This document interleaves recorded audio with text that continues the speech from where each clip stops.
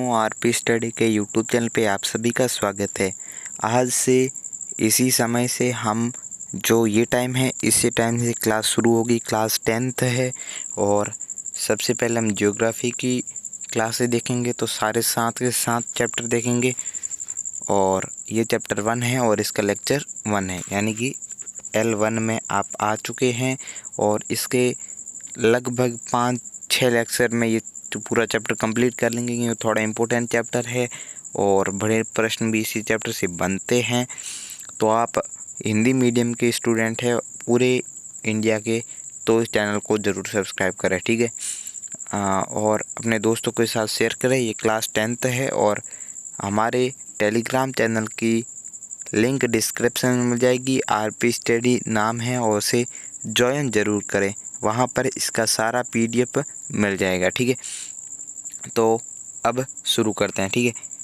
Telegram group का नाम है, ये ग्रुप है जहाँ पर आपका कोई डाउट हो तो पूछ सकते हैं, तो वहाँ पे आपको हाथों हाथ सॉल्यूशन मिलेगा। और अपने चैप्टर का नाम है संसाधन विकास और ये भाग नंबर 1 है, ठीक है। अब देखो, ये चैप्टर का नाम है संसाधन एवं विकास। पहले अपन विकास को भूल जाओ, अपने 2 वर्ड से बना है। संसाधन क्या है? तो संसाधन क्या है कि हमारे पर्यावरण में उपलब्ध प्रत्येक वस्तु जो हमारी आवश्यकताओं को पूरा करने में प्रयुक्त की जाती हो और जिसको बनाने के लिए प्रौद्योगिकी उपलब्ध हो, जो आर्थिक रूप से संभाव्य और सांस्कृतिक रूप से मान्य हो, उसे संसाधन कहते हैं, ठीक है। डेफिनेशन समझ आई कि हमारे पर्यावरण में जो हमारे आसपास है उसमें उपलब्ध प्रत्येक ऐसी वस्तु जो मानव के लिए यानी हमारे लिए आवश्यक है और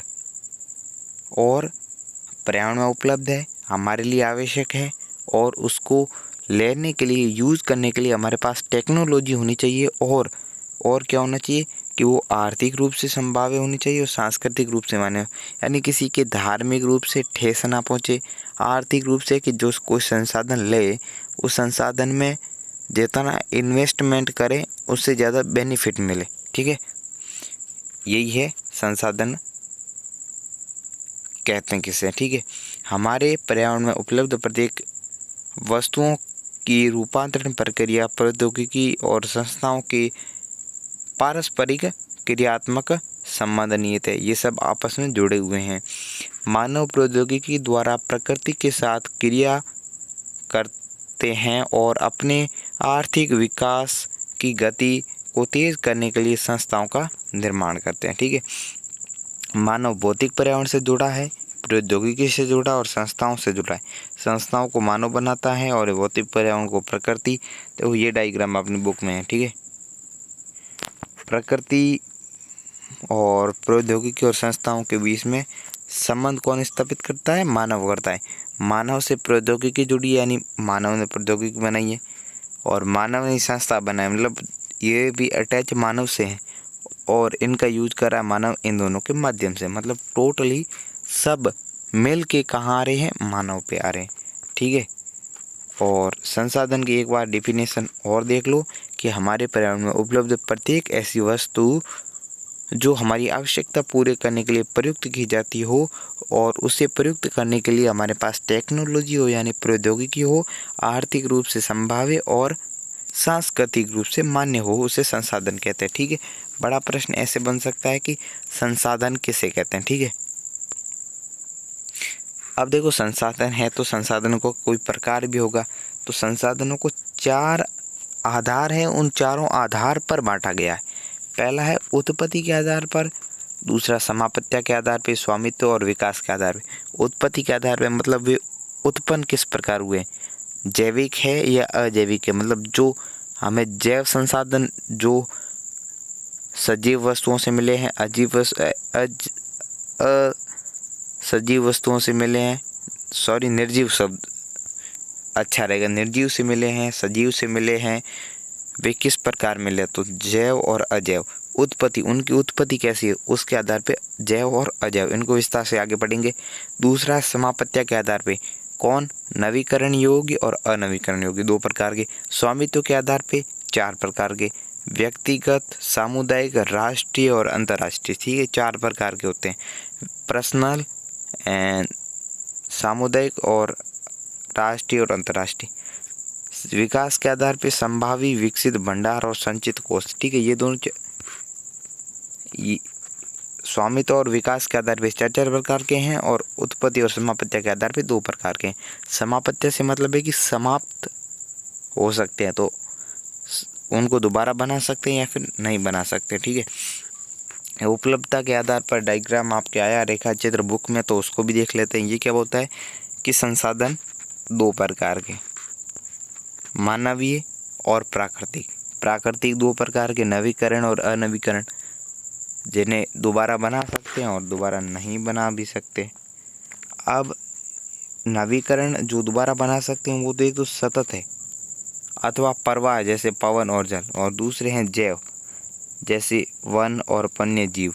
और अनवीकरणीय को 2 प्रकार में बांटा है कि एक को तो रिसाइकल कर सकते हैं और दूसरे को रिसाइकल नहीं कर सकते। रिसाइकल यानी धातु को आप एक बार घर पे यूज़ कर लेते हैं पूरा तरीके से, एकदम पीछे कुछ नहीं रहता, बड़ा बेकार हो जाता है, जंग वंग लग कर एकदम ख़राब, और फिर उसे कबाड़ी वाला ले लेता है। ठीक है, और अचक्रीय पेट्रोल, एक बार पेट्रोल को यूज़ कर लो फिर कुछ पीछे बचेगा ही नहीं, धुआं बचेगा, और धुएं का कहाँ बिक्री होती, मैंने तो नहीं सुनी।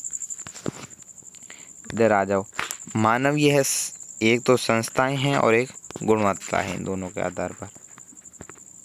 ठीक है, तो अभी तक आप बैठे हैं किस क्लास में, सेशन में, तो इस चैनल को सब्सक्राइब करें, वीडियो को लाइक करें, दोस्तों के साथ शेयर करें, और क्लास का यही टाइम रहेगा, दूसरा कोई टाइम नहीं है, और टाइम टेबल का वीडियो आपको बहुत जल्द प्रोवाइड हो जाएगा, और अपने मंडे टू सैटरडे यही टाइम है। ठीक है, कोई टाइम टेबल की ज़रूरत नहीं है। और साइंस के बच्चे पूछ रहे, तो मैं साइंस का सिंपली बता देता हूँ कि आपके साइंस के टीचर्स हैं, उनका नाम है शिवम सर। ठीक है, शिवम, वे अभी काम कर रहे हैं। ठीक है, उनका काम अभी चल रहा है, थोड़ा सा भी बाकी है, और बहुत जल्द केमिस्ट्री से शुरुआत करने वाले हैं, और सारी बन के तैयार हो गई, फिर भी थोड़ा टाइम लगेगा, उनका कोई पर्सनल इशू है, तो 1 मई से आपका लगभग वीडियो आ जाएगा, 1 या 2 मई से आ जाएगा। ठीक है, उनका भी फिक्स टाइम हो जाएगा लगभग 10 बजे। ठीक है, उनका वीडियो 10 बजे आ जाएगा। ये सब रिकॉर्डेड फॉर्म में होगा, और 1 सप्ताह में 1 बार लाइव आएंगे। ठीक है, तो आज की क्लास देखो और दोस्तों के साथ शेयर कर दो यार, क्या लगता है अपना। ठीक है, अब उत्पत्ति के आधार पे पीछे देखा था कि उत्पत्ति के आधार पे 2 प्रकार के होते हैं, पर थोड़ी डेफिनेशन देखो, पता चले क्या चीज़ है। तो उत्पत्ति के आधार पे जैव और अजैव।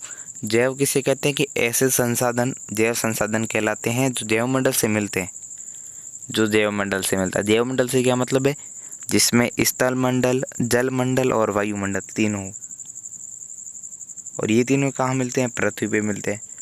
जो मतलब सजीव वस्तुओं से मिलते हैं, मनुष्य, वनस्पति और मछलियाँ, इनसे जो मिलता है संसाधन, उसको क्या बोलते हैं, उसको क्या बोलते हैं, जैव कहते हैं। उदाहरण ध्यान से देख लो, मनुष्य, वनस्पति और मछली।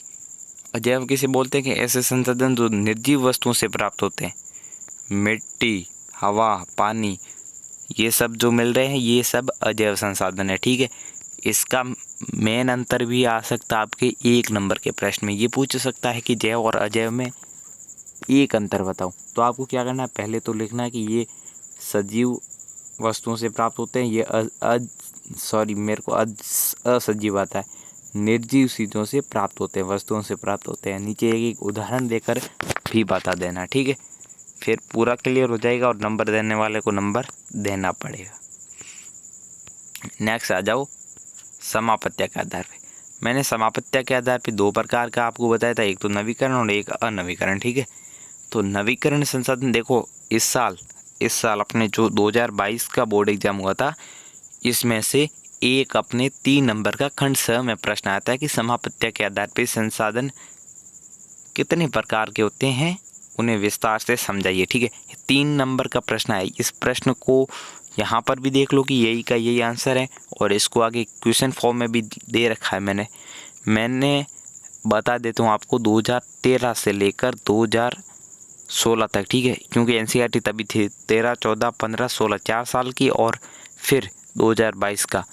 इन 5 सालों के जो भी चैप्टर 1 ज्योग्राफी से क्वेश्चन आए हैं, उन सारे क्वेश्चनों को मैंने इसी जो आगे क्वेश्चन आंसर देखेंगे PYQ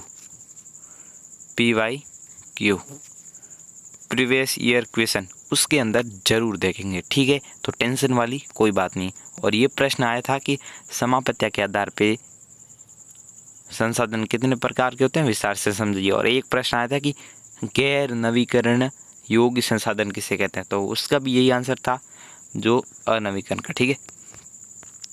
अब हम देख लेते हैं इस क्वेश्चन को, पहले आपको समझा देते हैं फिर आपको पता चलेगा। हाँ, तो नवीकरण योग्य संसाधन क्या है? कुछ ऐसे संसाधन होते हैं जिन्हें हम भौतिक, रासायनिक क्रिया, यांत्रिक प्रक्रिया द्वारा नवीकृत या पुनः प्राप्त कर सकते हैं। ऐसे संसाधन को नवीकरण कह सकते हैं। ऐसे संसाधन नवीकरण योग्य संसाधन कहलाते हैं जिन्हें रासायनिक, भौतिक या यांत्रिक तरीके से पुनः प्राप्त कर सकते हैं, उन्हें नवीकरण योग्य संसाधन कहते हैं।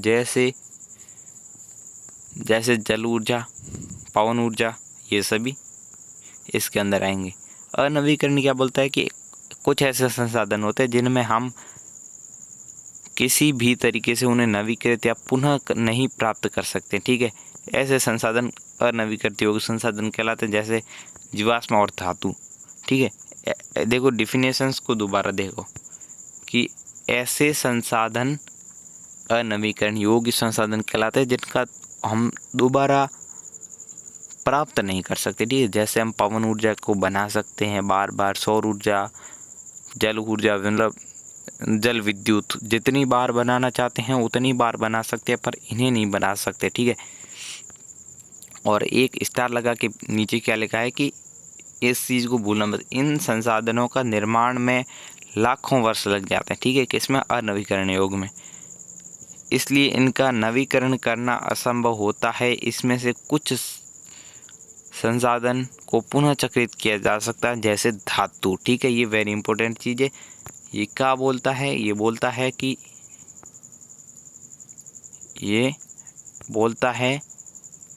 कि कुछ ऐसे संसाधन